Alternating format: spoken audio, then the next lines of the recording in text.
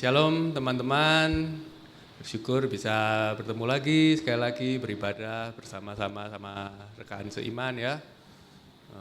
Kita bersyukur ya, kita itu diberi hikmat untuk memuji Tuhan, untuk punya kemauan memuji Tuhan dan kesadaran untuk mengagumi Tuhan. Ya ini intermezzo aja ya, kan barusan kita tahu ya ada berita kebakaran luar biasa di US. Dan dikaitkan dengan satu komentar orang Hollywood bilang ini ada satu acara besar, dia yang dimention adalah produser berapa kali, terus moms berapa kali, terus ada yang nomor 3, God, the creator of all things, 0 times. Jadi benar-benar 5 hari yang lalu. Ya intermezzo aja ya kita bukan mau mengait-ngaitkan atau ya mungkin berkaitan ya, jadi ada baiknya, bukan ada baiknya. Alangkah luar biasa bijaksananya kalau kita itu acknowledge our great Lord, bukan dengan mempermainkannya, memberikan namanya, apalagi in public gitu ya, in a very big event. Ya kita bersyukur, kita punya hikmat untuk takut akan Tuhan. Ya, dan bersyukur semuanya di sini, saya harap terus mengembangkan atau mempertahankan keimanannya. Nah, mari kita tundukkan kepala sebelum kita memulai kebaktian hari ini dengan puji-pujian. Tuhan, terima kasih atas kehadiran-Mu bersama-sama dengan kami, Roh Kudus. Kami bersyukur, kami selalu Engkau sertai kehidupan kami, langkah-langkah kami, Engkau jagai, segala kesalahan kami Engkau juga tahu Tuhan, segala kekurangan kami Engkau tahu, tapi tidak pernah Engkau tidak setia, Engkau selalu memperhatikan kami, selalu menggandeng tangan kami. Dan hari ini Tuhan kami kembali sekali lagi secara bersama-sama ingin beribadah kepadamu dan memulai kebaktian hari ini dengan puji-pujian dan memuji nama-Mu, mengagungkan nama-Mu Tuhan. Terima kasih Tuhan atas penyertaan-Mu dalam hidup kami, dan kami akan memulai kebaktian hari ini. Amin.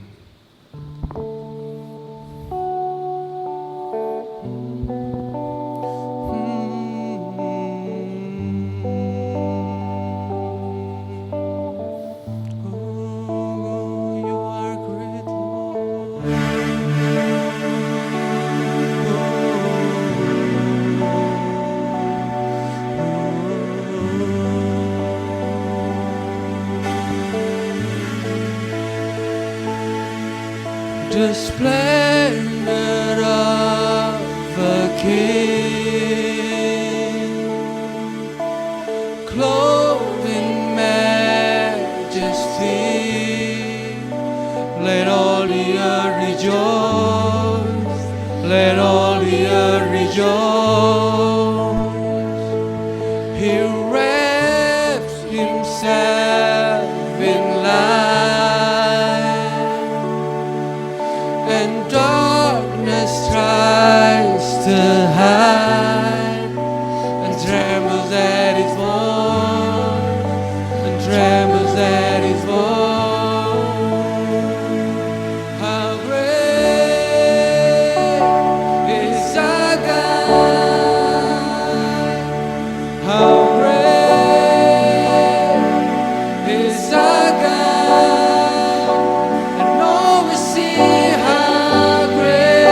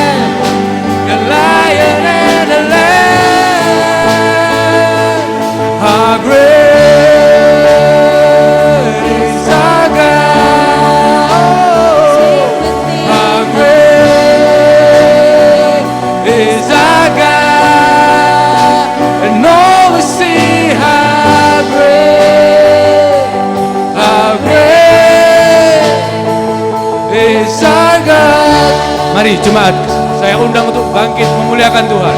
How great is our God. Sing with me, how great is our God. And all we see, how great is our God. Oh, praise Jesus the Lord. How great.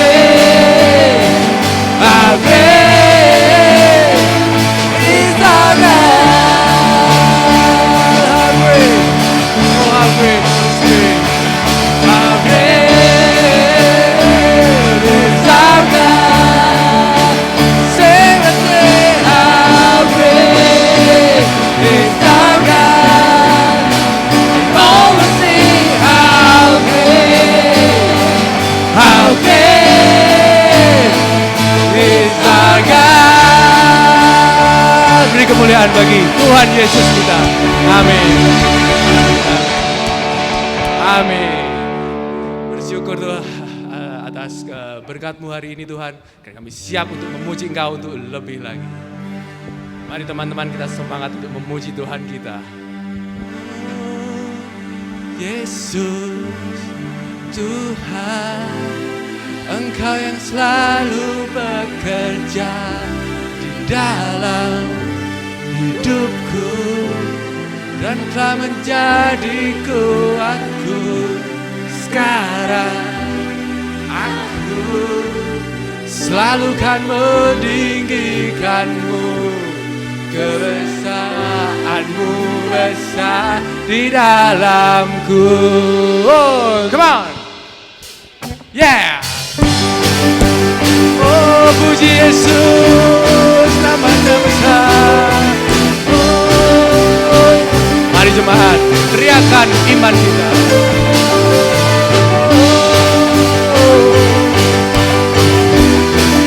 Kami bersyukur Tuhan, hari ini Kau jadikan bagi kami.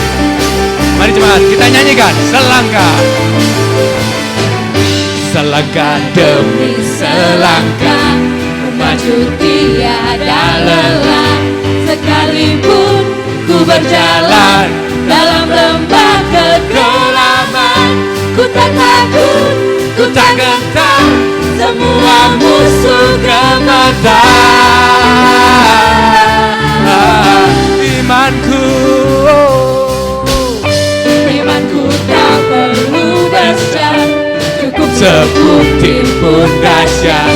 Karena Dia yang bekerja, bukanlah kuat gagahku. Ku tak takut, ku tak gentar, semua musuh gemetar.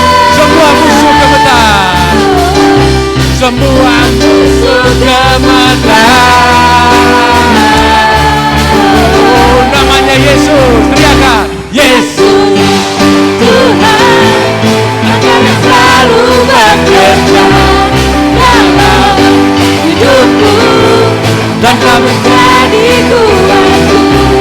Sekarang aku selalu akan meninggikanmu, kebesaranmu besar di dalam.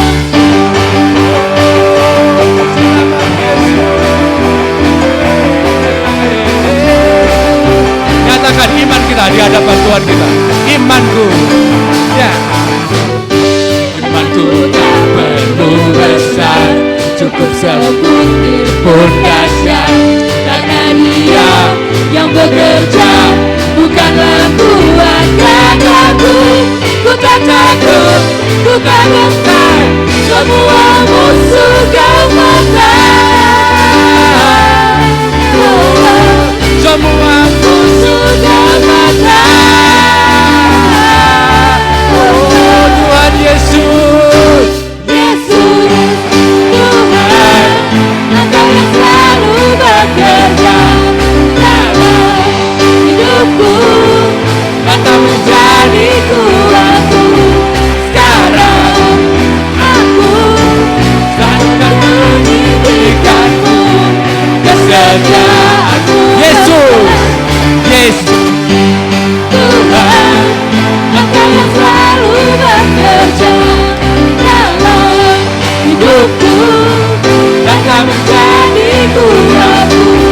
Sekarang aku akan meninggikanmu, kesetiaanmu besar di dalamku. Puji namamu Yesus. Iman. Mari dengan iman. Kami bersyukur Tuhan atas kejadian hari ini dan seluruh kehidupan kami. Mari jemaat nyatakan iman kita dengan keyakinan. Bila kau Di sisiku ada siapa ku takut, karena Kaulah perisai dan kuatku. Bila kau di sisiku, pada siapa ku takut, karena Kaulah perisai dan kuatku. oh bila Kau di sisiku, pada siapa ku takut, karena Kaulah perisai dan kuatku. sekali lagi bila Kau di sisiku, pada siapa ku takut, karena Kaulah perisai dan kuatku. Yesus namanya. Tuhan akan selalu bekerja dalam hidupku, Dan kamu menjadi kuatku.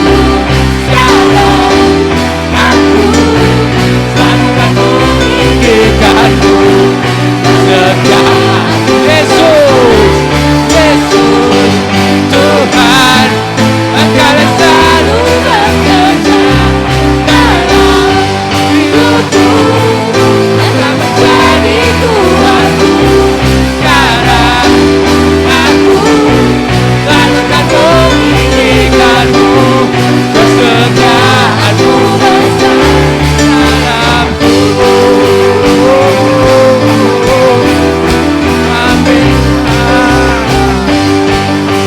jemaat, kita akhiri lagu ini dengan iman sekarang.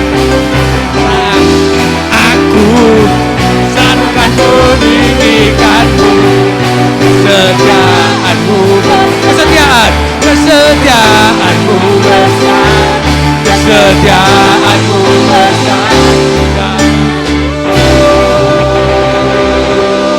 Haleluya, haleluya.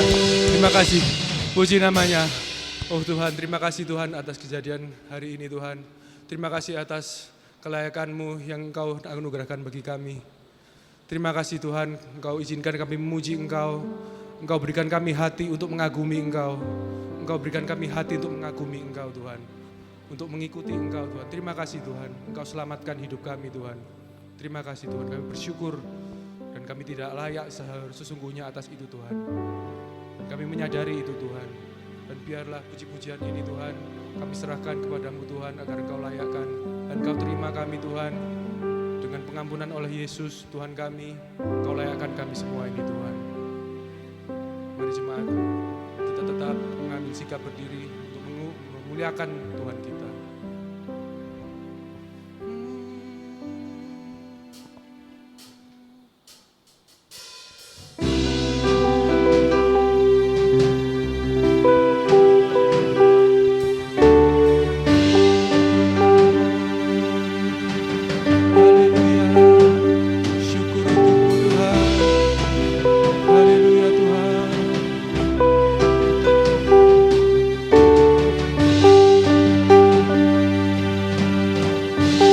Dengan keyakinan kita, inilah hidupku, ku serahkan kepadamu. Inilah hatiku, ku berikan bagi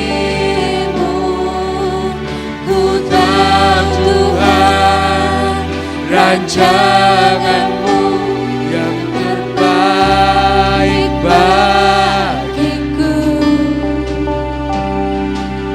Ku tahu Tuhan pengorbanan-Mu yang mulia bagiku.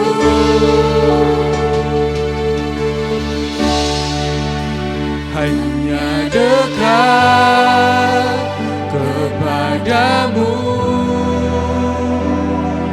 aku rasakan tenang, hanya dalam hadirat-Mu ku rasakan damai-Mu. Roh Kudus, naungi hati kami ketika kami menyanyikan. Naungi pikiran kami Tuhan. Mari jemaat, sekali lagi kita nyanyikan. Inilah hidup kami. Inilah hidupku, ku serahkan kepadamu. Inilah hatiku,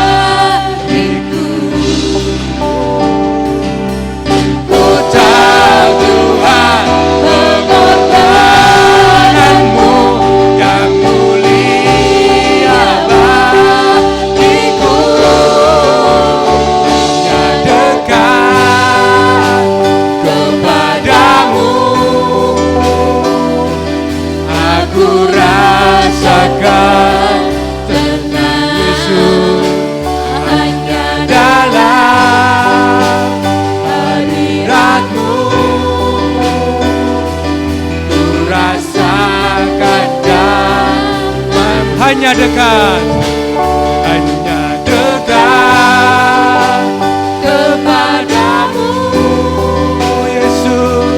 Aku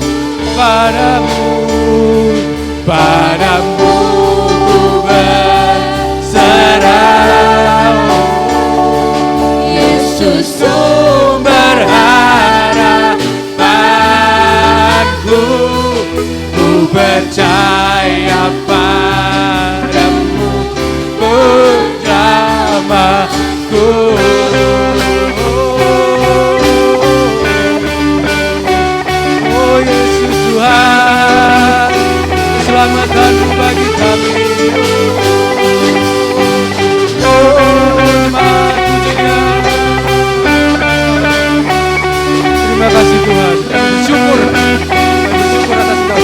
Walau sekalipun ku berjalan dalam lembah yang gelap, ku tak takut karena Kau besertaku.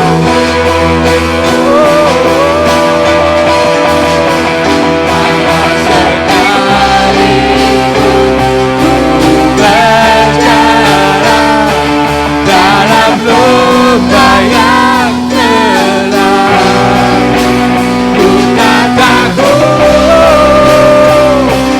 karena Kau besertaku. Sekali lagi, walau ku berjalan, walau kami berjalan Tuhan, sekalipun ku berjalan dalam lembah yang gelap, ku tak takut karena Kau besertaku. Hanya dekat Engkau Tuhan, hanya dekat kepadamu Yesus, aku rasakan tenang. Hanya dalam-Mu hadirat-Mu ku rasakan damai. Sekali lagi, hanya dekat kepadamu Yesus, hanya dekat kepadamu aku rasakan tenang. Hanya dalam hadirat-Mu ku rasakan damai. Sekali lagi, para jemaat, nyanyikan dengan hebat. Hanya dekat, hanya dekat kepadamu aku rasakan tenang. Hanya dalam hadirat-Mu ku rasakan damai. Padamu kami berserah Tuhan, padamu ku berserah, Yesus, Yesus sumber harapanku,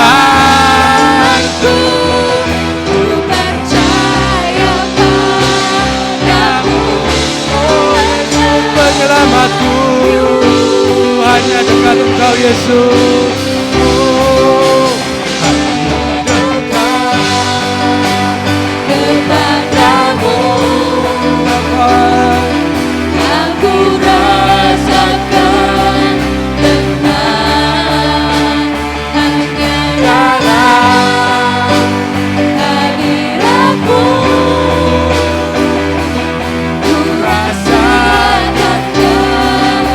Kami berserah kepadamu Tuhan, padamu ku berserah, oh Bapa di surga. Yesus sumber harapanku, ku percaya padamu penyelamatku. Kami percaya kepada Tuhan. Percaya padamu penyelamatku. Kami percaya padamu Yesus. Ku percaya padamu penyelamatku.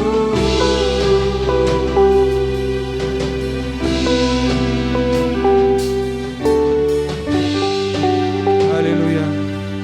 Haleluya Tuhan. Oh, kami percaya Tuhan.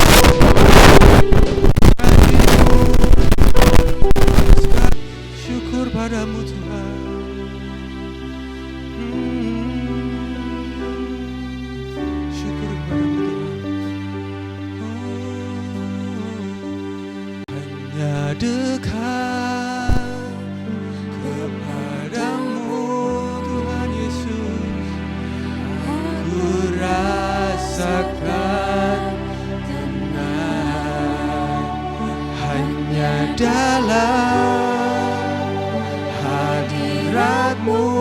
bawa kami. Ku rasakan damai-Mu, hanya dekat, hanya dekat kepadamu. Aku rasakan tenang hanya dalam hadirat-Mu. Ku rasakan damai-Mu. Padamu ku Berserah, Yesus sumber harapanku, percaya padamu penyelamatku. Saudara, tanpa musik kita nyanyikan pujian ini. Hanya dekat kepadamu Aku rasakan tenang. Amin Tuhan. Hanya dalam hadirat-Mu Ku rasakan damai-Mu. Padamu ku berserah, harapan kami Tuhan.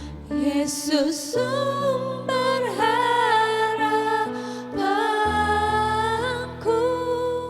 ku percaya padamu penyelamatku. Percaya padamu ya penyelamatku. Ku percaya padamu penyelamatku. Ku percaya kepadamu ya penyelamatku. Amin. Ku percaya padamu penyelamatku.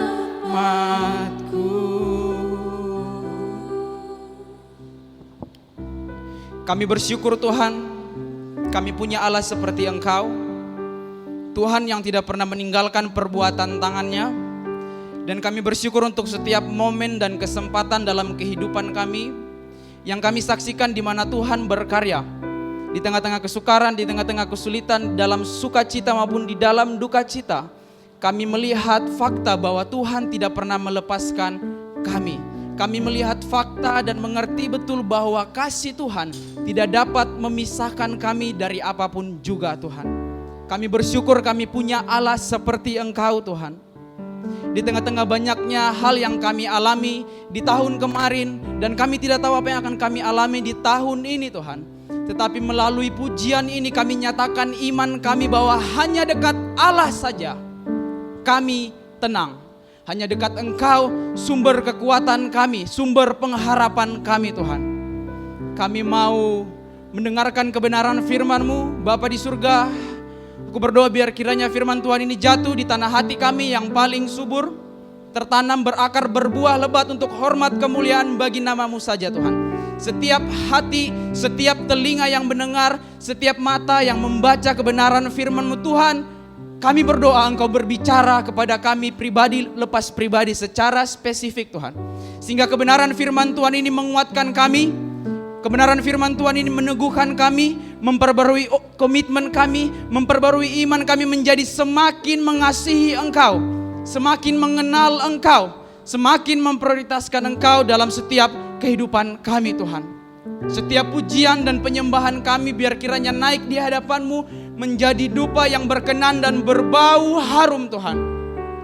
Berikan kami hati yang mau diubahkan oleh kebenaran firman-Mu Tuhan. Kiranya Tuhan menolong hamba-Mu yang akan menjadi penyambung lidah-Mu di pagi hari ini. Hamba terbatas dan penuh dengan kekurangan. Tetapi biarlah kiranya Tuhan yang bekerja dengan kuat kuasa Roh Kudus-Mu memampukan kami sehingga kebenaran firman Tuhan ini benar-benar menjadi rema dan pedoman dalam kehidupan kami Tuhan. Terima kasih Bapa di surga, terima kasih Tuhan Yesus Kristus. Kami sambut firman-Mu dengan penuh ucapan syukur dan antusias. Haleluya, yang percaya sama-sama katakan amin. Puji Tuhan, silakan duduk saudara.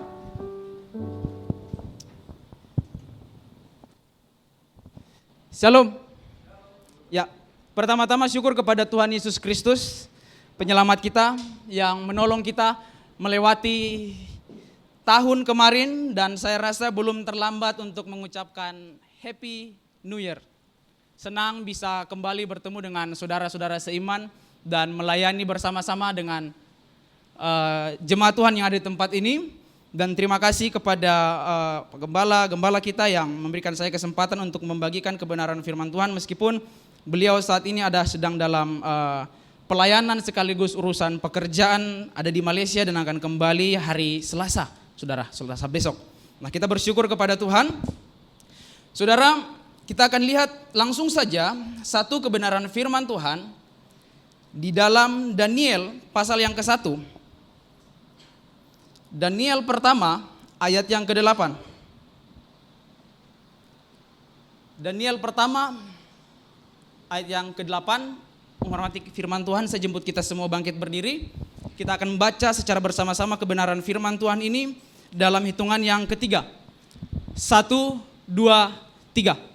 Daniel berketetapan untuk tidak menajiskan dirinya dengan santapan raja dan dengan anggur yang biasa diminum raja. Dimintanyalah kepada pemimpin pegawai istana itu supaya ia tak usah menajiskan dirinya. Puji Tuhan, terima kasih saudara. Silakan duduk. Ya, kita bersyukur kepada Tuhan untuk semua yang Tuhan sudah lakukan dan semua yang sudah Tuhan kerjakan. Dan saya mau katakan bahwa keberadaan kita di pagi hari ini semua karena anugerah Tuhan. Amin. Saudara-saudara bersyukur kepada Tuhan sebab Tuhan masih mengizinkan saudara bisa melewati dan masuk di tahun yang baru. Dalam masa, ya bisa dibilang masa liburan. Kemarin saya kembali ke daerah saya, ke daerah Poso, Sulawesi Tengah. Ada orang-orang yang Tuhan tidak izinkan untuk masuk di tahun yang baru. Dan ada orang-orang yang juga Tuhan izinkan masuk hanya beberapa hari di tahun yang baru, kemudian Tuhan panggil pulang, saudara. Dan tahukah saudara, tanggal 26 Desember pada waktu itu saya bersama keluarga pergi ke salah satu kota di daerah Poso. Dari Poso itu sekitar 1,5 jam begitu.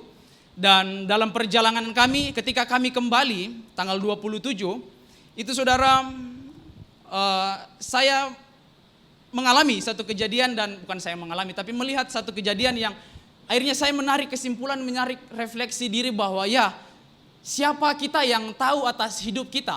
Siapa kita yang punya kendali atas hidup kita? Adakah saudara yang bisa menjamin bagaimana hidup saudara 1 detik saja setelah saat ini? Atau 1 menit saja, kalau masih kurang tambah 5 menit aja begitu. Siapa saudara di antara saudara yang tahu bagaimana hidup saudara setelah 1 detik dari saat ini, saudara? Tak satu pun yang dari kita yang tahu bagaimana hidup kita. Dan pada saat saya kembali, saudara, saat kembali dalam mungkin baru sekitar 20 menit perjalanan saya bersama adik-adik saya, kami menggunakan sepeda motor. Ya, itu kami jalan dan kemudian tiba-tiba suara yang sangat kencang itu berbunyi dari pinggir jalan begitu. Mungkin masih sekitar 100 meter itu sudah kedengaran bunyinya. Dan pada waktu kami lewat, saya lihat ya ada 2 motor yang rupanya bertabrakan dan hancur di tempat. Motornya hancur dan salah satu orang korbannya ini, salah satu itu udah duduk di pinggir jalan, nyaris masuk di dalam got, itu udah pegang tangannya karena patah, saudara. Patah tebu. Dan yang satunya itu udah baring di pinggir jalan.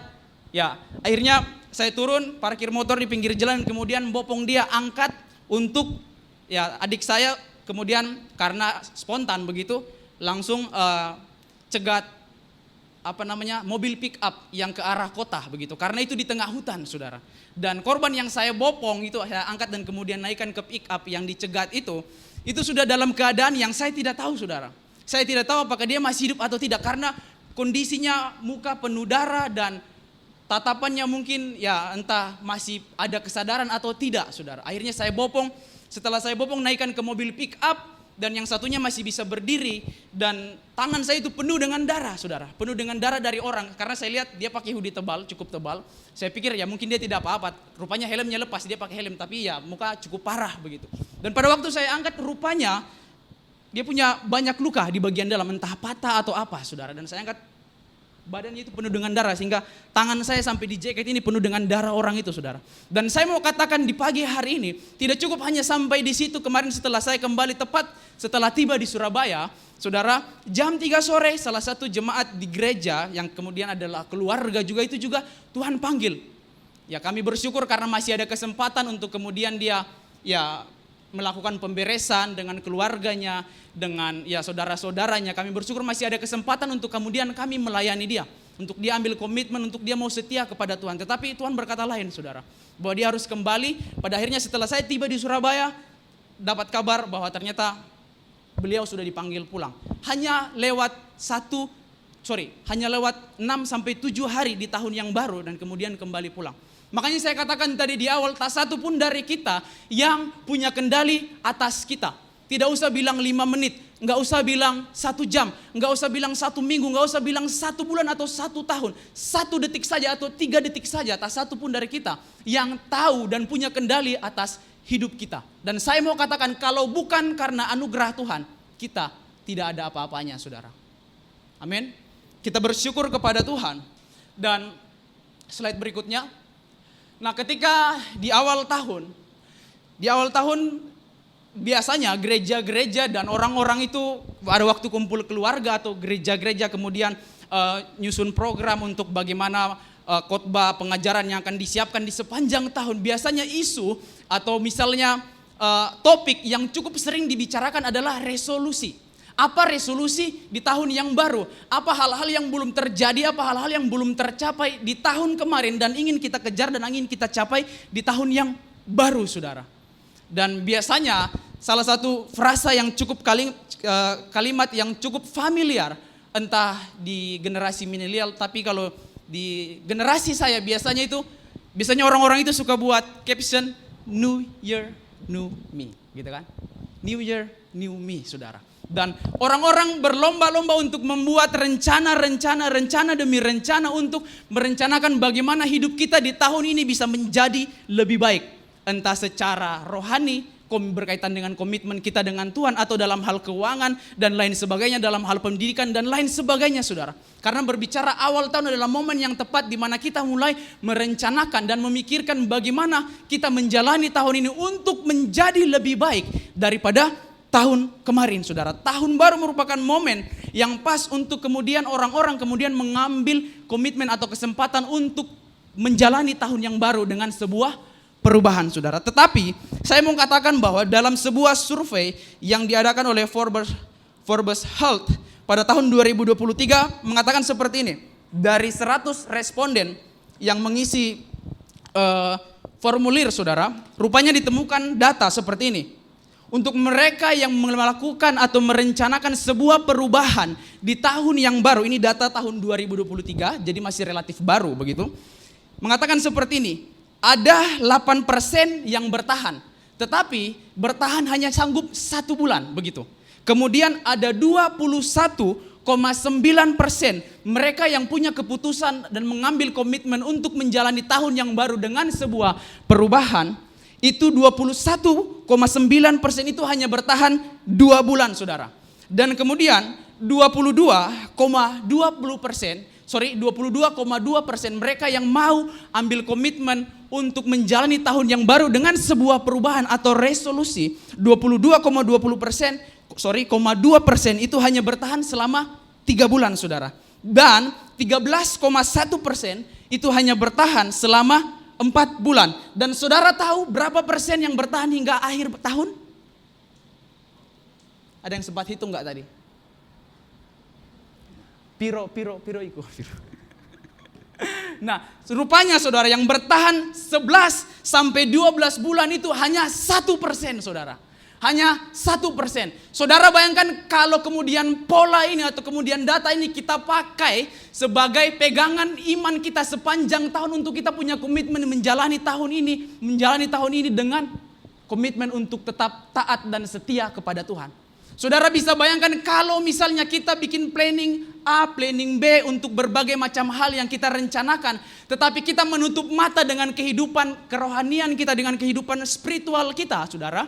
Bisa jadi apa yang saudara rencanakan di awal tahun itu hanya sekedar menjadi wacana atau angan-angan belaka. Sehingga tidak terjadi yang namanya sebuah perubahan. Tidak terjadi yang namanya sebuah resolusi, saudara.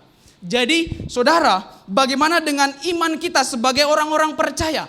Saudara bisa bayangkan kalau kita punya planning yang luar biasa dengan berbagai macam hal di dalam hidup ini yang kita rencanakan, tetapi ketika berbicara tentang komitmen kita dalam mengikut Tuhan, komitmen kita dalam setia dengan Tuhan hanya cukup sampai di rencana doang, saudara. Itu bukanlah sebuah perubahan. Karena apa? Perubahan yang sejati adalah perubahan yang menghasilkan perubahan. Dengan kata lain, perubahan yang sejati adalah sebuah perubahan yang betul-betul terlihat nyata dan terbukti, saudara. Nyata dan terbukti. Bagaimana dengan iman kita di awal tahun ini? Bagaimana dengan komitmen kita di awal tahun ini? Apakah kita tergolong dalam orang yang timbul, tenggelam, timbul, tenggelam, timbul, tenggelam terus hilang gitu? Atau kemudian kita tergolong sebagai orang yang tobat, kumat, tobat, kumat, tobat, kumat. Hari ini ada, besok enggak ada, hari ini ada, besok enggak ada. Saudara, bagaimana iman kita, bagaimana komitmen kita di awal tahun ini kepada Tuhan? Itu yang kemudian menentukan perkenanan Tuhan atas hidup kita, saudara. Yang menentukan perkenanan Tuhan atas hidup kita. Tidak salah kita punya rencana planning A, planning B untuk berbagai hal dalam kehidupan kita. Tetapi jangan lupa rohani kita, spiritual kita juga harus diperhatikan, saudara. Amin. Resolusi. Mari kita buka satu kebenaran firman Tuhan di dalam 1 Korintus 15 ayat yang ke-58. 1 Korintus 15, kita baca saja sama-sama di sini. 1, 2, 3. Karena itu, saudara-saudara yang kekasih, berdirilah teguh, jangan goyah, dan giatlah selalu dalam pekerjaan Tuhan. Sebab apa? Kamu tahu bahwa dalam persekutuanmu dengan Tuhan, jeripayamu apa? Tidak sia-sia. Dalam persekutuanmu dengan Tuhan, jeripayamu tidak sia-sia. Semua yang kita lakukan, semua yang kita kerjakan, semua yang kita berikan untuk Tuhan tidak pernah sia-sia, saudara. Meskipun kadangkala takaran untuk mengukur bahwa itu adalah sia-sia atau tidak kita pakai dengan takaran kita sendiri, saudara. Tetapi segala sesuatu yang kita kerjakan, segala sesuatu yang kita berikan untuk Tuhan tidak pernah sia-sia. Hanya saja kadangkala sulit kita menyadari bahwa ini worth it apa enggak, Tuhan. Kalau aku setia, kalau aku kasih semuanya ke Tuhan, waktuku, pikiranku, hatiku buat pelayanan, buat Tuhan, buat pekerjaan Tuhan, kira-kira worth it enggak, Tuhan? Sementara kita kembali tadi di awal, tak satu pun dari kita yang tahu bagaimana akan hidup kita, saudara. Tak satu pun dari kita yang tahu akan hidup kita. Bagaimana dengan iman kita, komitmen kita di hadapan Tuhan di awal tahun ini? Mari sama-sama kita refleksi dan kita perbaharui iman kita di hadapan Tuhan di awal tahun ini, saudara. Nah, saudara, ketika saya menyelidiki kebenaran firman Tuhan ini, saya cukup bergumul karena melihat kisah Daniel ini. Kitab Daniel ini salah satu, sedikit informasi, salah satu kitab yang terdiri lebih daripada satu genre, saudara. Karena kalau berbicara tentang firman Tuhan, ini kalau ya ilmu penafsiran, kalau misalnya cara kita menafsirkan, misalnya kitab Injil, dengan cara kita menafsirkan kitab Amsal, dengan cara kita menafsirkan kitab Wahyu, itu enggak semuanya sama, saudara. Enggak semuanya sama, karena kebenaran firman Tuhan yang saudara pegang atau yang ada di HP saudara, di gadget saudara itu, kitab demi kitab itu punya genre yang berbeda-beda. Sehingga saya cukup bergumul ketika akan menyelidiki kebenaran firman Tuhan ini, saudara. Karena dia ada genre, ada nubuatan di dalam, dan kemudian ada sedikit narasi juga di dalam kitab Daniel. Tetapi saudara, ketika saya menyelidiki kebenaran firman Tuhan, bahwa saya menemukan kebenaran bahwa sebagai orang-orang yang percaya, sebagai orang-orang yang percaya, sebagai anak-anak Tuhan yang hidup di tengah-tengah zaman yang penuh dengan distraksi, yang tidak menutup kemungkinan untuk mempengaruhi iman kita, kita perlu yang namanya ketetapan hati, saudara. kita perlu yang namanya ketetapan hati. Tanpa ketetapan hati, kita tidak tahu apa yang harus kita lakukan. Mungkin kita tahu apa yang kita lakukan, tetapi akan ada kemungkinan kita merasa bahwa yang kita lakukan itu sia-sia. Kalau kita menjalani kehidupan kita tanpa sebuah ketetapan hati, saudara. Kalau saudara baca di ayat yang pertama hingga ayat yang kedua, itu di sana rupanya ini merupakan kisah di mana kemudian Yerusalem yang pada waktu itu rajanya adalah Yehuda yang rajanya adalah Yoyakim. Kemudian mereka diserang oleh Babel. Pada waktu itu rajanya adalah seorang raja Nebukadnezar, raja Babel yang kemudian menyerang Yehuda sebagai bentuk konsekuensi atas pemberontakan mereka terhadap Tuhan, saudara. Sehingga kemudian Tuhan mengizinkan mereka untuk masuk di dalam pembuangan, untuk kemudian diproses Tuhan di sana untuk kemudian menguji kemurnian atau kualitas iman mereka di hadapan Tuhan sebagai bentuk konsekuensi dari Tuhan atas apa yang mereka lakukan. Kemudian di ayat yang ketiga dan ayat yang keempat, saudara bisa lihat secara cepat atau sekilas di sana. Rupanya orang-orang yang dibawa di dalam pembuangan, orang-orang yang dibawa ke Babel, ini bukan hanya sekedar orang-orang awam atau orang-orang biasa, saudara. Mereka adalah orang-orang yang terampil atau orang-orang yang berkualitas, yang kemudian dibawa ke istana untuk dijadikan pegawai di istana Babel, saudara. Dijadikan pegawai oleh Nebukadnezar sebagai pelayan atau pegawai di istana mereka. Dan rupa-rupanya orang-orang yang dijadikan, orang-orang yang berkualitas, orang-orang yang terampil tadi, termasuk Daniel, Sadrak, Mesak, dan Abednego, saudara. Mereka adalah orang-orang yang kemudian dibawa di dalam pembuangan, kemudian diatur sedemikian rupa sehingga kemudian nama mereka diganti untuk kemudian menjadi pelayan atau pegawai di istana Raja Nebukadnezar, saudara. Sehingga dengan kata lain, mereka adalah orang-orang yang coba untuk dibabelisasikan. Babelisasikan. Untuk kemudian menjadi orang-orang seperti orang-orang Babel pada umumnya. Karena mereka punya kualitas, karena mereka punya keterampilan di atas orang rata-rata pada umumnya, saudara.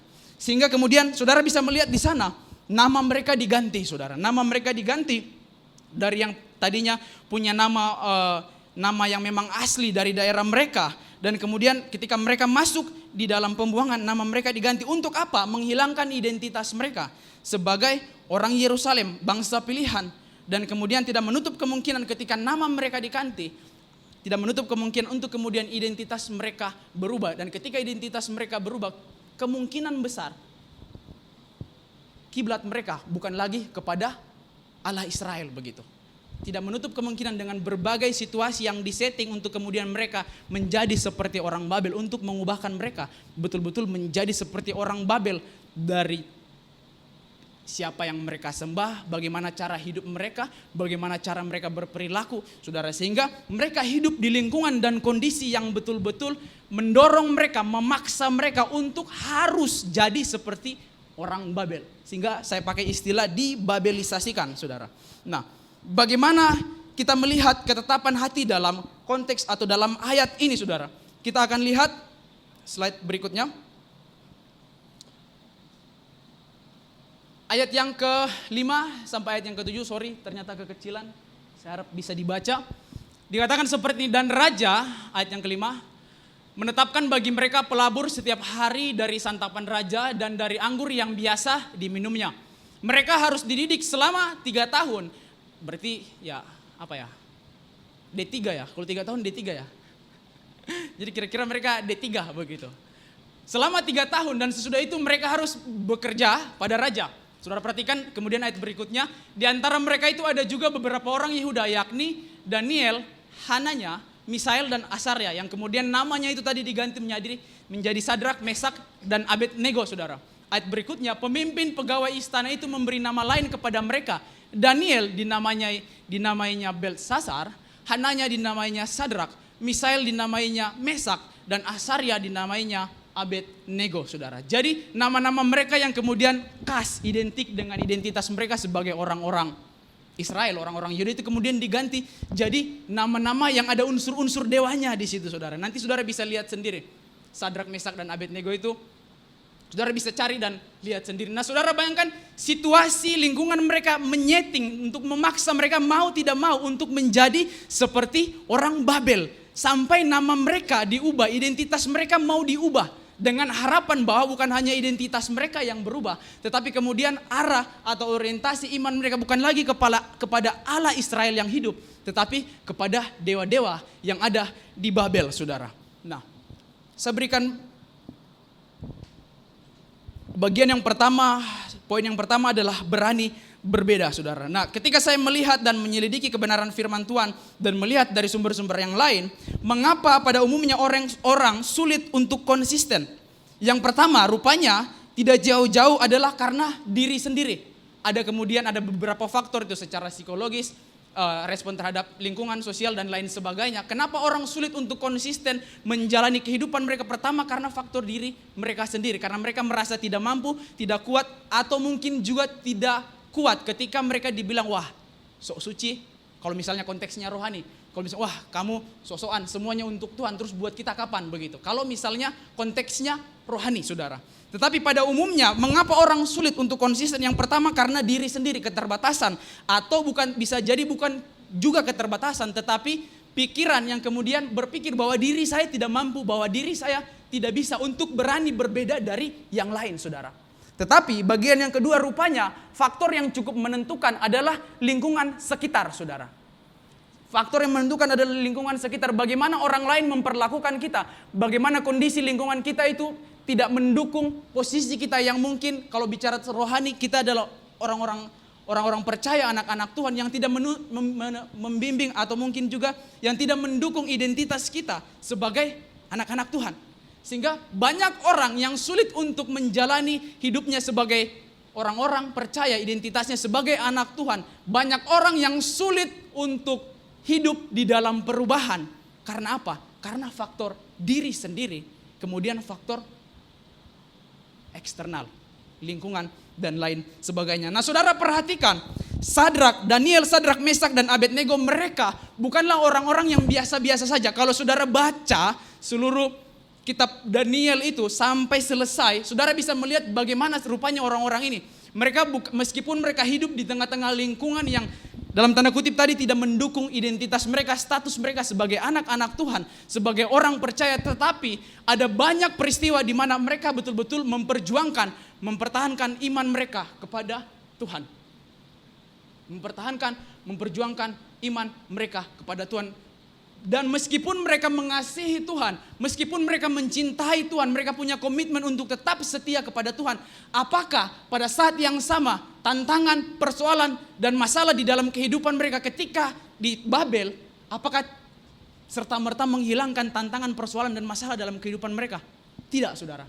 Mulai dari pasal yang pertama, kemudian nanti saudara lihat di pasal yang ketiga dan di pasal yang keenam, saudara bisa melihat di mana mereka yang katanya cinta Tuhan, mereka katanya yang mengasihi Tuhan, mereka yang katanya umat pilihan, mereka yang punya keputusan, punya komitmen untuk setia dan sungguh-sungguh dengan Tuhan. Apakah ada waktu mereka menyatakan bahwa mereka setia kepada Tuhan menghilangkan berbagai macam persoalan dan tantangan dalam hidup? Tidak, saudara. Ada berbagai peristiwa yang dicatat dalam kitab Daniel yang kemudian menguji ketetapan hati mereka di hadapan Tuhan.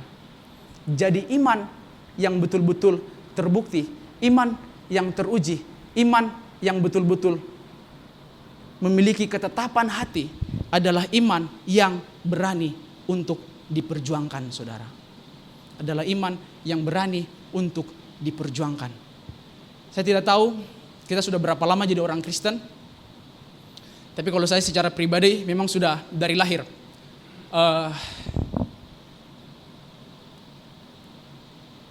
Orang tua dari mama saya itu dua-duanya hamba Tuhan, gembala sidang. Salah satu perintis gereja di daerah Poso. Kalau papa dua-duanya memang kakek sama nenek itu dua-duanya juga orang Kristen, orang percaya, saudara. Tapi kemudian papa yang ambil keputusan untuk jadi hamba Tuhan dan mama juga seperti itu. Sehingga kemudian Tuhan menyatukan mereka. Tetapi saya bisa mengatakan dan bisa bilang bahwa sepanjang perjalanan hidup kami, ketika kami menyatakan iman kami kepada Tuhan, ketika kami menyatakan bahwa kami mau mengasihi Tuhan, kami mau mencintai Tuhan, kami mau melayani Tuhan, itu tidak serta-merta menghilangkan tantangan dan persoalan di dalam hidup. Banyak hal yang datang, banyak hal yang terjadi dalam kehidupan saya dan keluarga, itu yang kemudian menguji bagaimana kualitas iman itu, saudara. Kadangkala ketika saudara bilang, saya mau setia dengan Tuhan, saya mau sungguh-sungguh dengan Tuhan. Tetapi itu semua akan terbukti, itu semua akan teruji pada waktu tantangan datang. Itu semua akan terbukti dan itu semua akan teruji pada waktu persoalan datang. Apakah hati kita betul-betul masih mau kepada Tuhan atau kita menyerah dengan keadaan? Begitu, saudara. Saya mau katakan pada waktu 2002 akhir atau 2001 mungkin, saya lupa, kira-kira sekitar tahun itu. Ada satu jemaat, saudara, salah satu jemaat di daerah konflik, karena waktu itu kota Poso kacau dan kemudian mama papa itu pada saat yang sama baru keluar surat keputusan atau SK penggembalaan yang kemudian keluar dan dikirim untuk menjadi gembala sidang di daerah pengungsian, di daerah Poso Pesisir begitu. Dan pada waktu itu orang-orang yang datang dan jadi jemaat itu adalah mereka para pengungsi yang datang dari kota dan dari desa-desa sekitar kota yang mayoritas Muslim, saudara. Dan saudara tahu, ada satu jemaat yang sampai hari ini saya masih ingat persis jemaat ini. Seorang ibu yang kemudian hanya nggak lulus SD. Mama cerita mungkin hanya sampai kelas 5 atau kelas 6 SD. Karena itu daerah Poso waktu itu masih sangat sulit dan kemudian pendidikan nggak terlalu diperhatikan begitu. Apalagi di daerah-daerah terpencil begitu. Dan orang ini hanya lulus SD tetapi rajin datang kebaktian, saudara. Rajin datang kebaktian. Setiap kebaktian selalu duduk kalau bukan di barisan paling depan, barisan kedua atau ketiga dari belakang begitu. Dan kemudian dia datang, dia urus anak-anaknya dan suaminya, dan kemudian dia datang kebaktian, datang ibadah. Dan saudara tahu apa yang dia bawa datang kebaktian? Waktu itu karena hanya seorang lulusan SD, jadi dia nggak bisa baca begitu. Nggak bisa baca dan menulis pun susah. Hanya anaknya yang bisa menulis karena anaknya sekolah, meskipun di tengah-tengah kondisi pengungsian dan di tengah-tengah situasi yang lagi konflik. Datang ibadah, saudara tahu apa yang dia bawa? Yang dia bawa kalau orang sana bilang itu lenso, sapu tangan begitu, sapu tangan dan kemudian sapu tangan yang kira-kira seperti ini, sapu tangan yang kemudian bentuknya yang jelas kotak lah. Sapu tangan yang kemudian dilipat sedemikian rupa kayak seperti handuk kecil, saudara, dilipat sedemikian rupa. Nah ini, terima kasih Bu Lili. Tapi agak lebih besar dari ini, saudara. Sapu tangan yang dilipat sedemikian rupa dan kemudian di dalamnya diisi uang persembahan, saudara. Di dalamnya diisi uang persembahan. Diisi uang persembahan supaya dia mau ke gereja. Dia isi dalam karena di masa pengungsian jadi susah. Mau tidak mau harus bertani begitu karena makan aja susah. Akses ke kota ditutup, diblokir. Jadi orang-orang yang mau kirim bantuan pun itu susah. Karena di kampung pengungsian itu, saudara, itu kampung satu-satunya kampung atau daerah yang cuma orang Kristen doang begitu. Jadi sekitarnya itu adalah kampung-kampung Muslim. Jadi orang yang mau kirim bantuan logistik dan lain sebagainya itu susah untuk masuk karena mereka tebang pohon, blokir jalan dan lain sebagainya. Mau lewat kota pun, bahkan mau dikawal sama polisi pun, tentara pun susah, saudara. Karena polisi, tentara juga, pilih kasih begitu. Mereka nggak peduli kalau misalnya bukan orang Kristen, mereka lihat lagi dipotong atau lagi dipukul, mereka nggak peduli, dibiarkan aja begitu. Kalau orang Kristen baru mau. Jadi singkat cerita, keadaan waktu itu susah sekali, keadaan sulit sekali. Tetapi ibu ini setia kepada Tuhan dan tidak menyulutkan semangatnya untuk datang kebaktian sebagai bukti kecintaannya kepada Tuhan. Saudara, dia selalu datang bawa sapu tangan, bawa lenso, dilipat-lipat, digulung-gulung dan di dalamnya diisi uang persembahan. Pada waktu persembahan dia maju dan berikan persembahan. Tetapi rupanya pada waktu itu sampailah berita kepada orang tua saya yang pada waktu itu ternyata adalah gembala, bilang mama ini ternyata di rumah itu sering, kalau orang Poso bilang itu dibakusedoakan. Bakusedo itu kayak bercanda begitu, bergurau.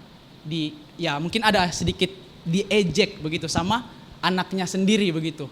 Karena pada waktu itu rupanya Ibu ini dia punya kerinduan untuk bisa baca Alkitab, saudara. Punya kerinduan untuk bisa baca Alkitab. Tetapi satu kali, karena mama papa ini nggak tahu kalau dia belum bisa baca, nggak bisa baca. Dia datang ke gereja, bawa Alkitab buku. Ya, kalau tidak salah waktu itu, kalau saudara lihat Alkitab kecil yang hanya Perjanjian Lama, hanya Mazmur dan Amsal yang warna biru kecil. Nah, kira-kira Alkitab itu yang dia bawa ke gereja. Dia duduk di depan dan kemudian buka Alkitab. Alkitab yang dia buka seperti ini, saudara. Kebalik. Dan ketika sampai di rumah, kemudian anaknya bilang, pakai dialek orang sana. Bikin apa mama bawa Alkitab di gereja? Baca Alkitab saja, pegang Alkitab saya tak boleh, begitu kan? Pegang Alkitab aja kebalik begitu. Tetapi ini kemudian tidak menyurutkan semangatnya untuk mencari Tuhan. Membuktikan imannya, konsistensinya ke hadapan Tuhan, saudara. Sehingga pada waktu itu dia berusaha sekuat tenaga yang tadinya hanya seorang lulusan SD, kelas 5 atau kelas 6 SD untuk bisa baca Alkitab. Pada waktu itu dia ambil kesempatan dan waktu itu mama ajak ke rumah untuk bantu dia membaca, saudara. Supaya apa? Supaya dia bisa baca Alkitab. Saudara bayangkan, tantangan kita yang sudah lama jadi orang Kristen yang mungkin hidup kita ya menurut kita flat-flat aja, baik-baik aja, datar-datar aja. Ada tantangan yang saudara alami, entah tantangan besar atau tantangan kecil. Tapi pada waktu itu kerinduannya, hasratnya supaya bisa baca Alkitab dan bisa mengenal Tuhan. Itu yang jadi masalah utama di dalam hidupnya. Tetapi tidak menyulutkan semangatnya untuk datang kepada Tuhan. Pada waktu itu mama mulai ajar dia membaca Alkitab. Dan pada akhirnya saudara, dia datang ke gereja. Tangan kanannya itu tetap bawa lenso dan uang persembahan. Tangan kirinya bawa Alkitab. Dan dia duduk paling depan. Pada waktu baca Alkitab, dia baca Alkitab dengan penuh antusias, saudara. Nah, saya tidak tahu apa yang menjadi tantangan kita, apa yang menjadi masalah kita, atau bagaimana perilaku orang ke kita, atau bagaimana cara lingkungan kita memperlakukan diri kita ketika kita mau setia, ketika kita mau sungguh-sungguh di hadapan Tuhan. Tetapi orang-orang yang mengasihi Tuhan memerlukan yang namanya ketetapan hati, saudara. Tidak bisa disamakan, gak boleh dipukul rata memang bagaimana tantangan yang kita alami. Tetapi poin yang penting adalah bagaimana sikap hati kita. Beranikah kita untuk tetap menjadi berbeda. Meskipun lingkungan kita tidak mendukung. Meskipun orang-orang di sekitar kita tidak mendukung. Beranikah kita untuk bayar harga. Sadrak, Mesak, Abednego dan Daniel. Mereka adalah orang-orang yang bukan orang-orang yang kacau, bukan orang-orang yang punya masalah dengan Tuhan, bukan orang-orang yang suka berbuat dosa. Mereka adalah orang-orang yang cinta Tuhan. Mereka adalah orang-orang yang mengasihi Tuhan, tetapi kecintaan mereka kepada Tuhan tidak menghilangkan persoalan di dalam hidup mereka. Meskipun ada tantangan, meskipun ada persoalan, meskipun ada masalah, mereka punya yang namanya ketetapan hati, saudara. Mereka punya yang namanya ketetapan hati. Usaha Raja Babel, usaha Babel untuk kemudian menjadikan mereka seperti orang-orang Babel pada umumnya, sampai mengubahkan nama mereka supaya mereka menjadi seperti orang-orang Babel. Itu tidak mengubahkan siapa mereka di hadapan Tuhan. Itu tidak mengubahkan identitas mereka. Mereka memilih untuk tetap mempercayai Tuhan. Mereka memilih untuk tetap mengikuti Tuhan. Mereka memilih untuk tetap mencintai Tuhan. Meskipun lingkungan mereka tidak mendukung, saudara. Nama mereka mungkin bisa diubah, tetapi tidak dengan hati mereka, saudara. Nah, bagaimana dengan kehidupan kita sebagai orang-orang percaya? Bagaimana dengan kehidupan kita sebagai anak-anak Tuhan? Ada banyak hal yang mungkin bisa menjadi distraksi bagi iman kita. Ada banyak hal yang mungkin bisa menjadi gangguan bagi iman kita. Tetapi kembali lagi kepada ketetapan hati. Beranikah kita untuk tetap berbeda meskipun dunia mengucilkan kita? Beranikah kita untuk tetap berbeda meskipun orang-orang gak mendukung kita? Beranikah kita menjadi tetap berbeda dan memilih untuk tetap mengasihi Tuhan, mencintai Tuhan, melayani Tuhan meskipun dunia dan orang-orang sekitar tidak mendukung kita, saudara? Saudara jawab di dalam hati. Bagaimana iman kita? Bagaimana sikap hati kita, bagaimana respon kita? Beranikah kita untuk berbeda? Slide berikutnya.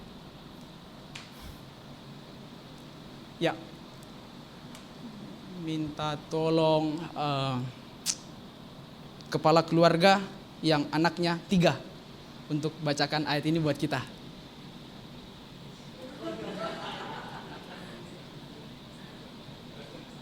Ya, kelihatannya kok? Enggak, sorry. Ya, Roma 12 ayat yang kedua.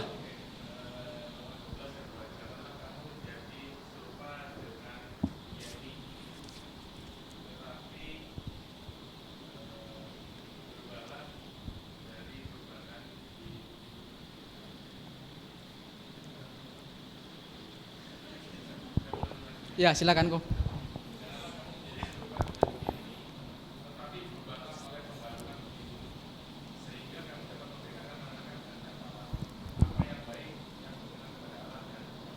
Amin.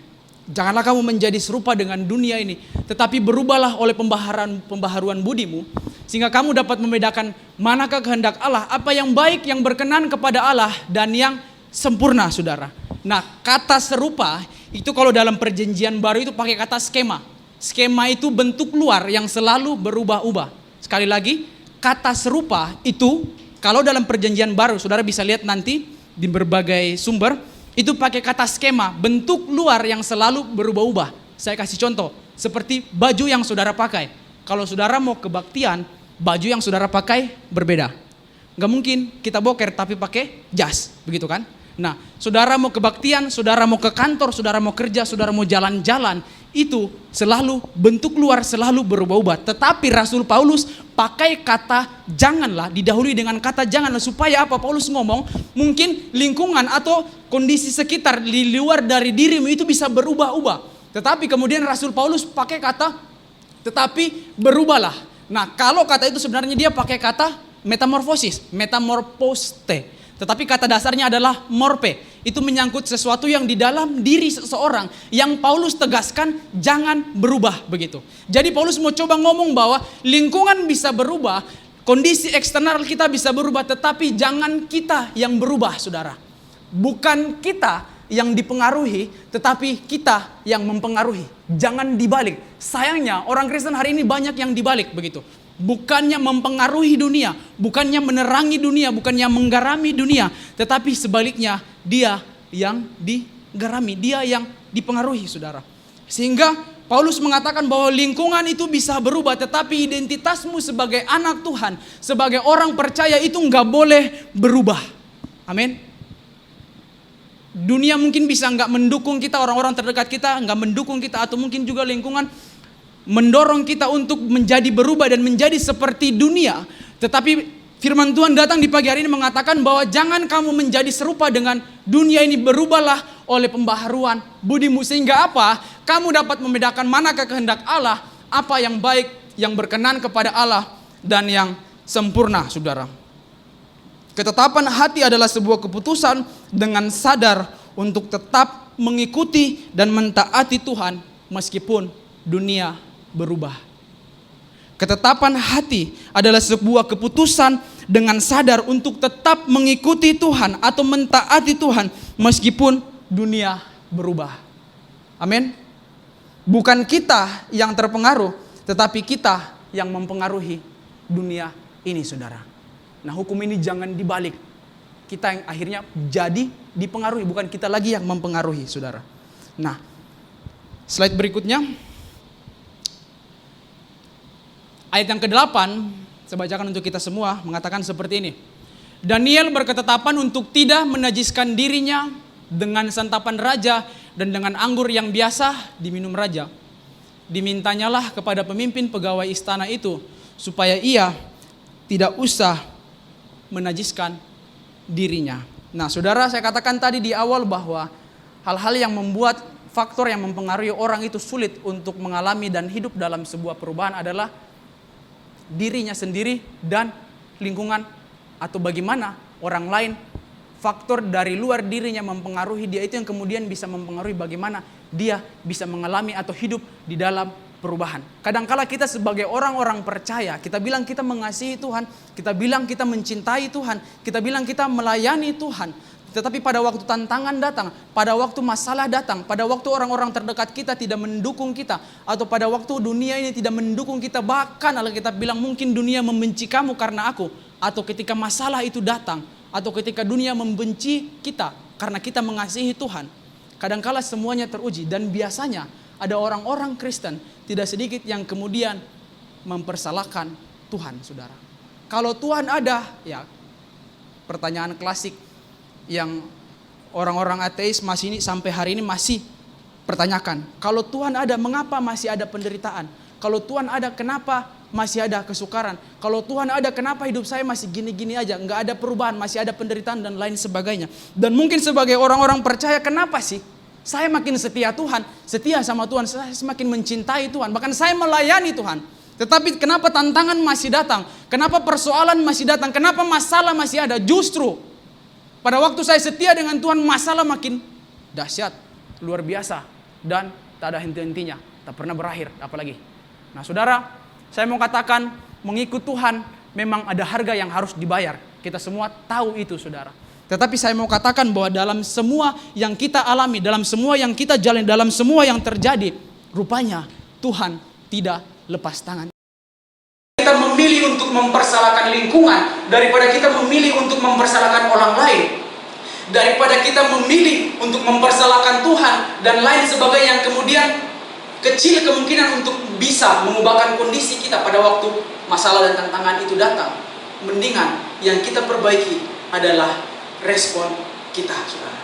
Yang kita perbaiki adalah respon kita. Kadang-kala kita bilang orang lain benar dan kita salah, atau mungkin juga sebaliknya, kita benar dan orang lain salah, atau mungkin juga kita mengatakan bahwa situasi ini salah, seharusnya saya tidak seperti ini dan ini seharusnya tidak terjadi dalam hidup saya. Tetapi daripada kita menggerutu, mengeluh dan menyalahkan orang lain, bahkan menyalahkan Tuhan, mendingan kita perbaiki dan perbaharui respon kita. Daniel, Sadrak, Mesak, dan Abednego adalah orang-orang yang setia dengan Tuhan. Bahkan mereka adalah orang-orang yang berani mempertaruhkan hidup mereka bagi Tuhan. Slide berikutnya. Kita lihat bagaimana hidup mereka. Pasal 1 ayat 8 kita sudah baca. Saya bacakan lagi buat kita. Sekali lagi, Daniel berketetapan untuk tidak menajiskan dirinya dengan santapan raja dan dengan anggur yang biasa diminum raja. Dimintanyalah kepada pemimpin pegawai istana itu supaya ia tak usah menajiskan dirinya. Saudara, di pasal 3 ayat yang ke-17, 18, kita lihat apa yang terjadi di sana, saudara. Ayat yang ke-17, saudara bisa lihat di gadget saudara.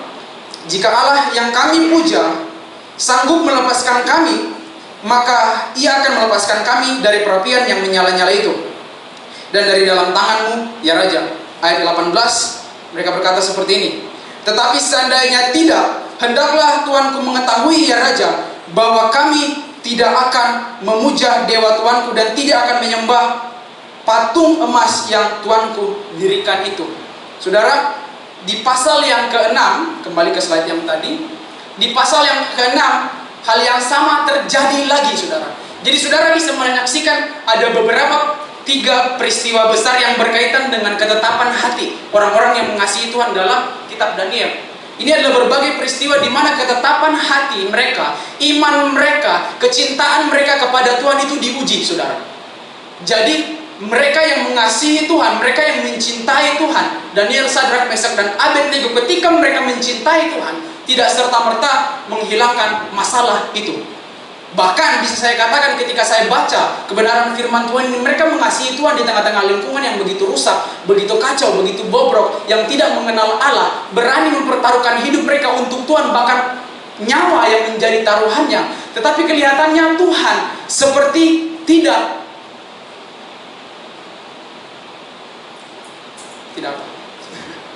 seperti Tuhan tidak mempedulikan keadaan mereka, saudara. Bukankah demikian juga dengan kehidupan kita? Ketika tantangan datang, ketika persoalan datang, kita mulai bertanya-tanya, di mana pribadi Tuhan? Di mana Engkau, Tuhan?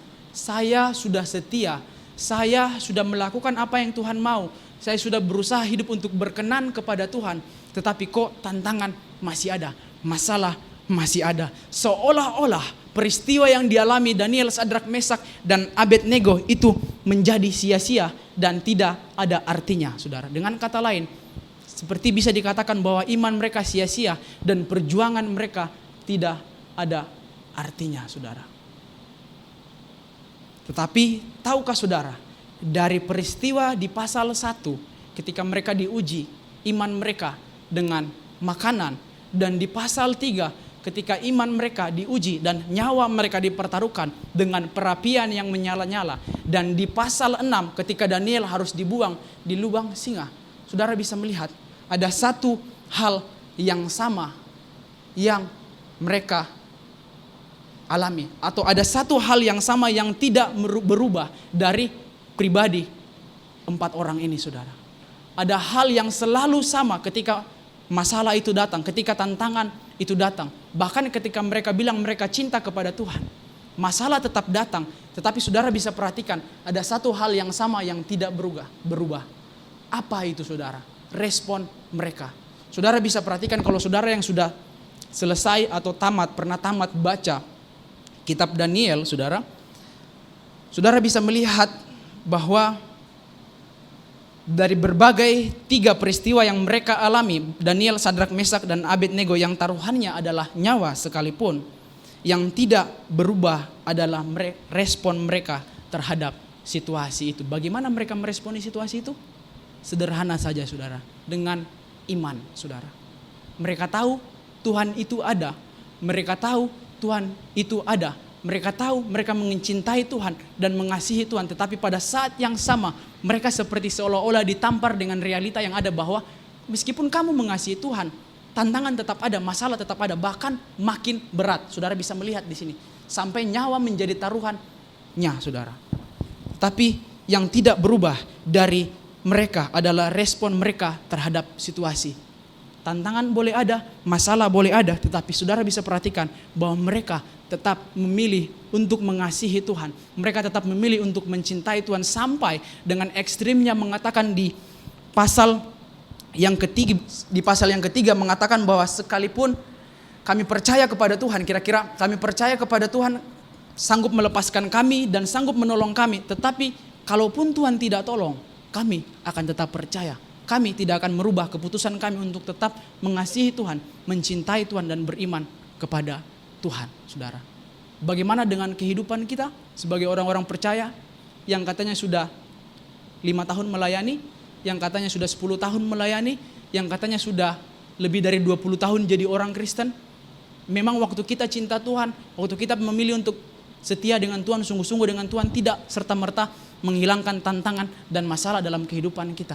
Tetapi justru dari semua itulah iman kita terbukti. Dari semua itulah iman kita teruji. Slide berikutnya. Charles Spurgeon mengatakan seperti ini. Mempercayai Tuhan dalam terang bukanlah apa-apa. Mempercayai Tuhan dalam terang bukanlah apa-apa. Tetapi mempercayai Dia dalam gelap, itulah iman, saudara.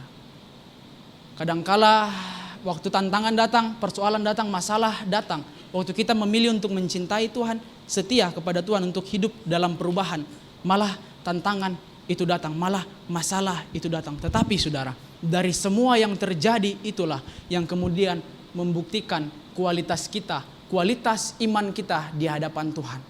Bisa jadi kalau semuanya baik-baik saja, kamu akan meninggalkan Tuhan, kita akan meninggalkan Tuhan, membelakangi Tuhan. Atau ada orang-orang yang kemudian menjual Tuhan. Tetapi pada waktu tantangan datang, persoalan datang, masalah datang, justru disitulah kita terbukti sebagai orang-orang yang betul-betul mengasihi Tuhan. Tugas kita adalah percaya kepada Tuhan dalam setiap proses hidup kita. Tugas kita sebagai orang-orang percaya daripada memilih untuk menyalahkan situasi, menyalahkan orang lain, menyalahkan Tuhan. Tugas kita sebagai orang-orang percaya, mendingan kita perbaiki respon kita pada waktu tantangan itu datang. Mereka yang mengasihi Tuhan adalah orang-orang yang mampu membuktikan pada waktu tantangan itu datang, persoalan itu datang, saudara. Tugas kita adalah percaya kepada Tuhan. Bagian yang terakhir, ya, setia kepada Tuhan kadangkala tidak menghilangkan persoalan dalam hidup kita, itu betul. Tetapi seringkali persoalan dalam hidup kita justru membuktikan kesetiaan Tuhan. Berarti yang kita ubah adalah perspektif kita, cara pandang kita melihat tantangan di dalam hidup. Kadangkala kita ukur keberadaan Tuhan karena masalah itu datang. Masalah itu datang, Tuhan gak tolong, berarti Tuhan gak ada, begitu. Kadangkala kita ukur Tuhan dengan berbagai macam hal yang terjadi di dalam hidup kita, tanpa kita melupakan bagian lain dalam kehidupan, bahwa sebenarnya pada waktu tantangan itu datang, pada waktu masalah itu datang, pada waktu kita survive, pada waktu kita bisa bertahan, dan pada waktu kita bisa melewati semuanya, justru sebenarnya itu adalah bukti dari kesetiaan Tuhan dalam kehidupan kita, saudara. bukti kesetiaan Tuhan dalam kehidupan kita. Membuktikan bahwa meskipun terjadi ini, itu badai di dalam kehidupan, tetapi Tuhan ada di sana, saudara. Kita mungkin tidak bisa merubah situasi kita, kondisi kita, atau cara orang lain memperlakukan kita. Tetapi kita bisa merubah respon kita terhadap situasi atau tantangan dan persoalan yang datang dengan iman kepada Tuhan. Saya mau tetap percaya, saya mau tetap setia, saya mau tetap melayani Tuhan karena saya adalah anaknya. Saya mau tetap mengasihi dia, saya tetap mau mencintai dia meskipun tantangan itu ada. Itu adalah orang-orang yang punya ketetapan hati, adalah orang-orang yang mampu membuktikan kasihnya, membuktikan cintanya kepada Tuhan ketika tantangan itu datang, saudara. Amin, kebenaran firman Tuhan. Saudara, sebagai bagian yang terakhir ketika saya mempersiapkan kebenaran firman Tuhan ini, saya merenungkan bahwa ya, kadangkala kita sebagai orang-orang percaya, kita ukur keberadaan Tuhan, kita ukur kesetiaan Tuhan, kita ukur kebaikan Tuhan dengan hal-hal baik yang datang kepada kita. Begitu. Dan pada waktu tantangan itu datang, hal-hal yang gak baik datang dalam hidup kita, kemudian kita dengan mudahnya mengatakan bahwa Tuhan gak sayang sama saya, Tuhan gak mengasihi saya, Tuhan tinggalkan saya, Tuhan lepaskan saya. Begitu. Tapi saya mau katakan bahwa kesetiaan Tuhan itu adalah sesuatu yang pasti, saudara. Kesetiaan Tuhan adalah sesuatu yang pasti. Hanya saja kadangkala kita tidak sadari keberadaannya, saudara. Ketika saudara berdiri di tengah situ atau berdiri di situ di bawah lampu, saudara tahu apa yang selalu ada dan sama-sama dengan saudara pada waktu cahaya itu ada? Bayangan saudara, gitu. Betul kan? Pada waktu cahaya itu ada, bayangan saudara akan selalu ada bersama-sama dengan saudara. Bayangan saudara akan hilang pada waktu cahaya nggak ada, begitu. Dan kadangkala kita nggak sadar kalau bayangan kita itu ada, begitu. Kita nggak sadar dan kita nggak tahu. Tetapi itu tidak menghilangkan bahwa bayangan itu tetap ada. Meski begini, sadar atau tidak, bayangan itu tetap ada, saudara. Dan kadangkala konsep ini kita pakai dengan ukuran iman kita kepada Tuhan. Pada waktu semuanya baik-baik saja kita bilang Tuhan ada, Tuhan baik, Tuhan setia. Tetapi pada waktu hal-hal yang baik itu datang kepada kita, bagaimana respon dan sikap hati kita? Apakah kita tergolong orang-orang yang kemudian meninggalkan Tuhan, atau orang-orang yang mempertanyakan keberadaan Tuhan, atau orang-orang yang mempertanyakan kesetiaan dan kasih setia Tuhan?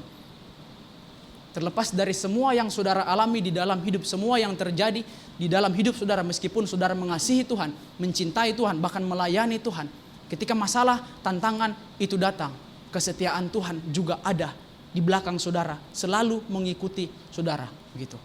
Selalu ada Allah di balik kisah hidup kita. Hanya saja kadangkala kita sulit menyadari keberadaan Allah, saudara. Jadi mari kita menjadi orang-orang yang memiliki ketetapan hati.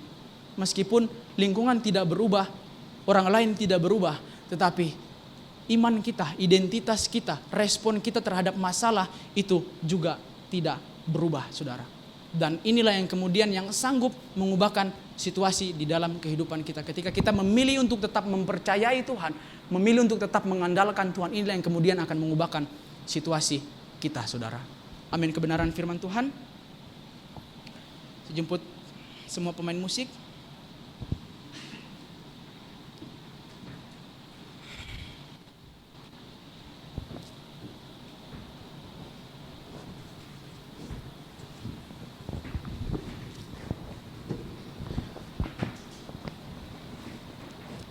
Pejamkan mata jasmani saudara. Mari kita renungkan kebenaran firman Tuhan ini sebelum kita berdoa untuk kebenaran firman Tuhan yang sudah ditaburkan.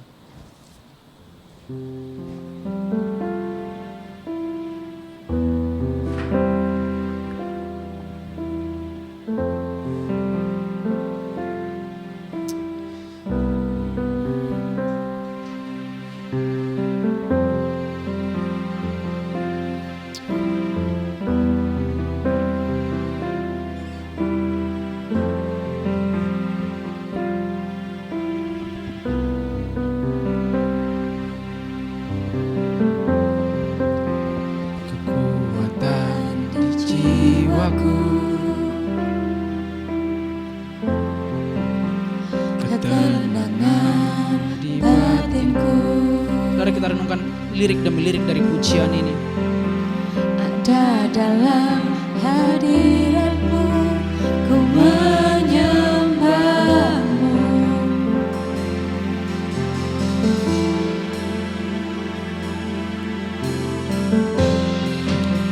Tersungkur ku di kaki-Mu,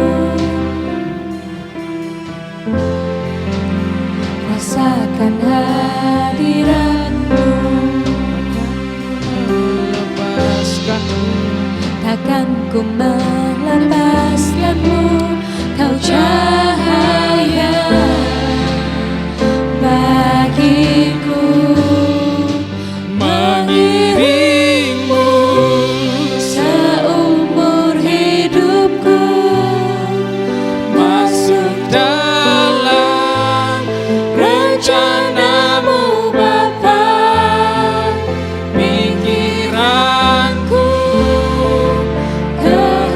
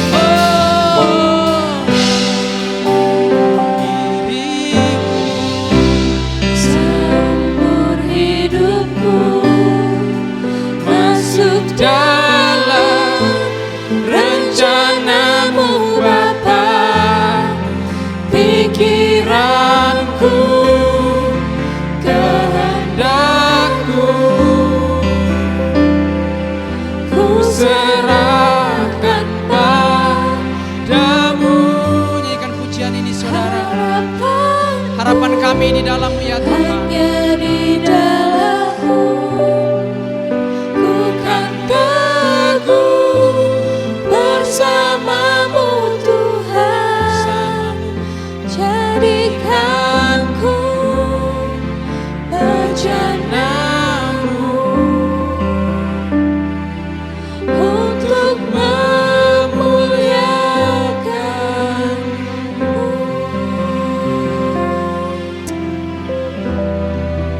Terima kasih ya Tuhan, firman-Mu telah selesai disampaikan, tapi kami percaya Roh Kudus-Mu tidak akan pernah berhenti berbicara dan berkarya di dalam kehidupan kami ya Tuhan. Hamba terbatas dengan kekurangan, tetapi berdoa biar kiranya Roh Kudus-Mu berbicara lebih jauh lagi, berbicara lebih dalam lagi untuk kami bisa meresponi kebenaran firman Tuhan ini dengan melakukannya, sehingga firman Tuhan ini berbuah lebat dalam kehidupan kami. Tuhan, berdoa buat semua umat-Mu. Mungkin kami bergumul dengan hidup kami bergumul dengan diri kami bergumul dengan keluarga kami bergumul dengan pekerjaan kami bergumul dengan ekonomi, kami bergumul dengan studi dan pendidikan kami, dan seolah-olah jalan tertutup dan seperti Tuhan diam saja. Tapi firman Tuhan datang kepada kami pribadi lepas pribadi di pagi hari ini Tuhan. Yakinkan hati kami Tuhan. Kami mau tetap percaya kepada Engkau dan meyakini bahwa ada Tuhan selalu di balik setiap yang kami alami. Tuhan yang setia, Tuhan yang tidak pernah meninggalkan perbuatan tangannya.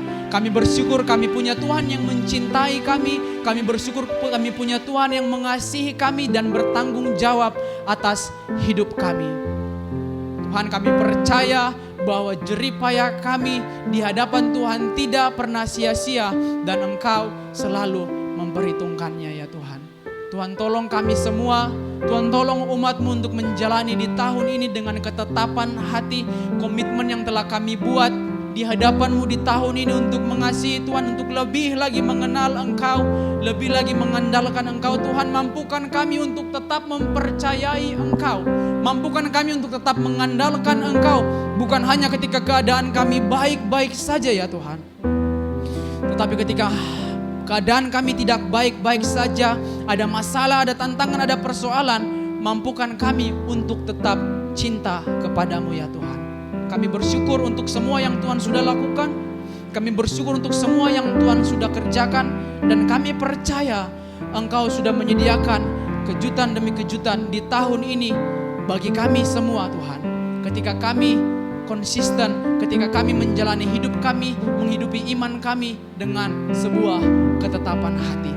Meteraikanlah firman-Mu dalam hati dan hidup kami, sehingga ini menjadi hormat kemuliaan bagi nama-Mu saja ya Tuhan. Terima kasih Bapa di surga, kami bersyukur dan berterima kasih sebab Tuhan baik. Haleluya, amin. Saya serahkan kepada pengumuman.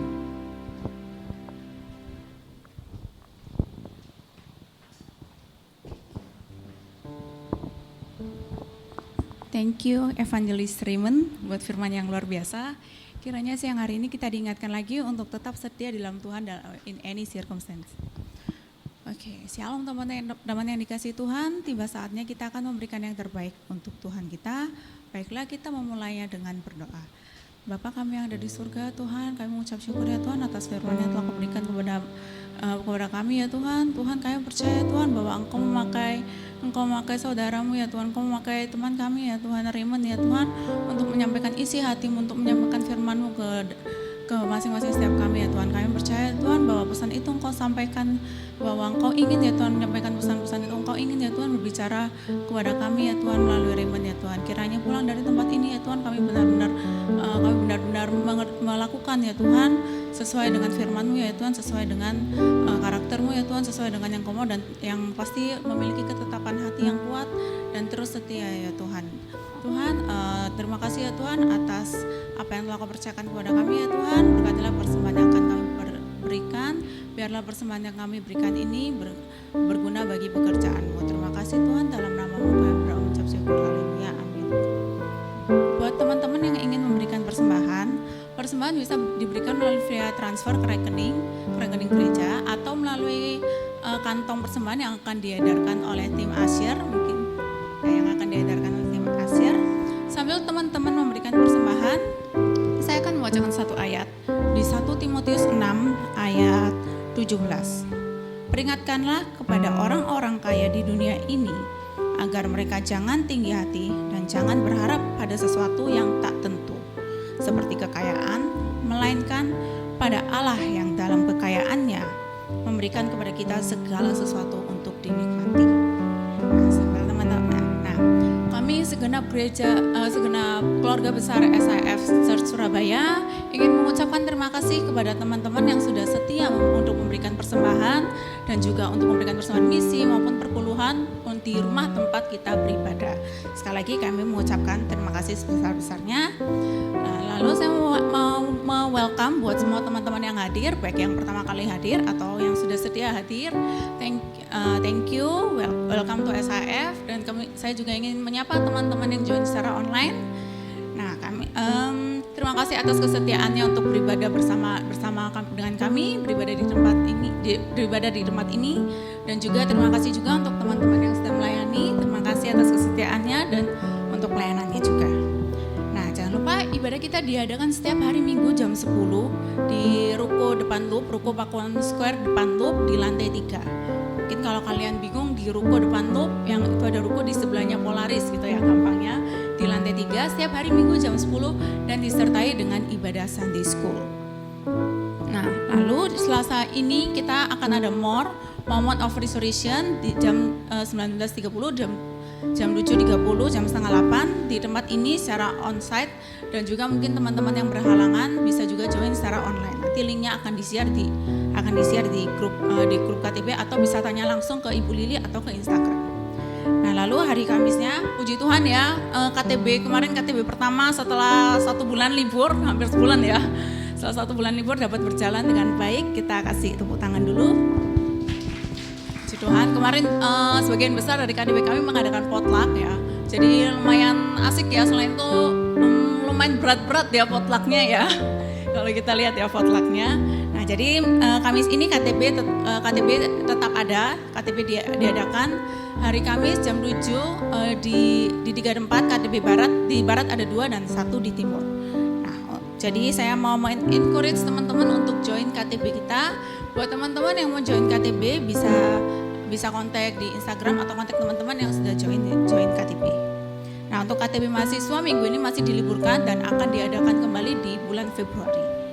Nah, lalu last but not least, saya ingin mengumumkan teman-teman kita yang berulang tahun di bulan Januari.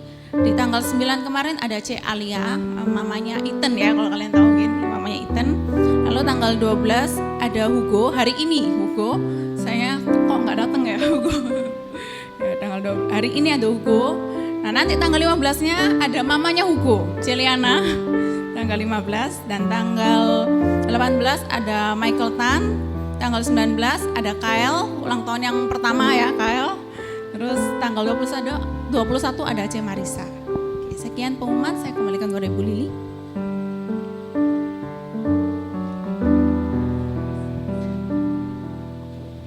Puji Tuhan, silakan bangkit berdiri Bapak Ibu Saudara sekalian. Kita akan menutup ibadah pada pagi hari ini. Terima kasih buat saudara sekalian yang sudah berkomitmen untuk datang beribadah di dalam rumah Tuhan. Apa yang kita lakukan di dalam Tuhan tidak akan pernah sia-sia. Mari kita sekalian berdoa untuk menutup ibadah pada pagi hari ini. Bapa dalam surga, kami bersyukur kepadamu ya Tuhan karena Engkau sudah hadir di tengah-tengah kami. Terima kasih buat firman-Mu yang telah kami dengarkan. Kau tolong kami Tuhan agar kami memiliki komitmen iman yang teguh di dalam Engkau ya Tuhan. Apa yang menjadi resolusi kami di tahun 2025 ini Tuhan, Engkau tolong kami oleh Roh Kudus-Mu, memberikan kami hikmat, kekuatan untuk kami dapat menjalankannya. Komitmen kami kepada keluarga, kepada pekerjaan, maupun kepada pertumbuhan rohani untuk kami semakin hidup menyenangkan hati Tuhan. Engkau tolong kami Tuhan agar komitmen dan resolusi yang kami buat itu boleh bertahan sampai kami menyelesaikan tahun 2025 ini bersama dengan Engkau Tuhan yang memberikan kekuatan bagi kami. Kami berdoa Tuhan jikalau ada di antara jemaat yang sakit Tuhan atau keluarganya, mari Tuhan Kau memberikan kesembuhan daripadamu. Oleh bilur-bilur-Mu Yesus Engkau jamah dan sembuhkan. Jikalau ada keluarga yang berduka, Tuhan Engkau memberikan penghiburan, kekuatan. Kami berdoa juga untuk pekerjaan dari setiap jemaat Tuhan. Engkau memberkati mereka ya Tuhan. Engkau membuat berhasil apa yang mereka kerjakan. Sehingga apa yang mereka hasilkan tidak hanya untuk mencukupi diri mereka, tetapi mereka dapat menjadi berkat bagi orang-orang lain sama mereka ya Tuhan. Sehingga Engkau dipermuliakan. Engkau juga berkati setiap anak-anak yang ada di dalam gereja kami. Pertumbuhan mereka, kekuatan kesehatan, kepandaian Engkau berikan, dan Engkau berikan keberhasilan di dalam studi mereka ya Tuhan. Terpuji nama-Mu ya Tuhan. Bapak Ibu Saudara sekalian, mari kita mengangkat tangan kita dan menerima berkat Tuhan. Tuhan memberkati dan melindungi engkau. Tuhan menyinari engkau dengan wajah-Nya dan memberikan engkau kasih karunia. Tuhan menyinari engkau dengan wajah-Nya dan memberikan engkau damai sejahtera. Terimalah seluruh berkat Tuhan ini hanya di dalam nama Bapa, Putra, dan Roh Kudus. Amin. Jadikan aku indah. Yang kau pandang mulia, seturut karyamu di dalam hidupku. Ajarku berharap hanya kepadamu, tetap setia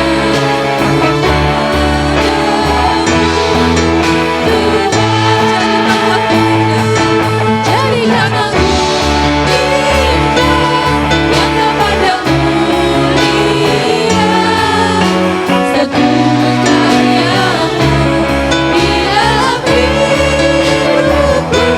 Ajarku berharap hanya kepadamu, tetap setia, tak setia kepadamu,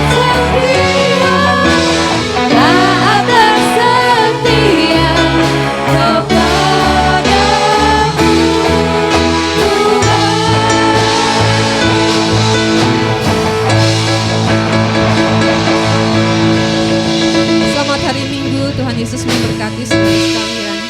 Terima kasih buat para pelayan yang sudah melayani hari ini.